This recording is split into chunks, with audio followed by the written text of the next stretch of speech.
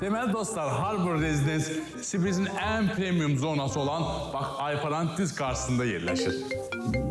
Məhəbbət mənə niyə yığır? Harbor Residence dünya brendlərinin yerləşdiyi ərazinin bak düz yanındadır. Şəkildə gördüğünüz kimi.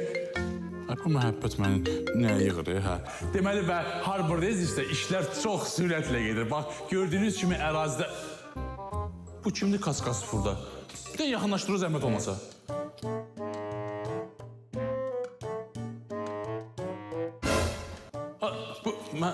Ben üzr istəyirəm. De başlayın. Buraca! Balaca bayaqdan zəng gəlirəm. Hardasan sən? Götür dana telefonu. Buraca! Mənfət, sən nə gətirə Harbor'un binasında? Mən 20 adım itirmişəm, ilk adamı ondan lan gəlmişəm. Harada itirmişsən ha? Bulvarda. Bulvarda itirmişsən, burada niyə axtarsan? Qadan alım, sən hardasan, mənim 20 adım oradadan ha?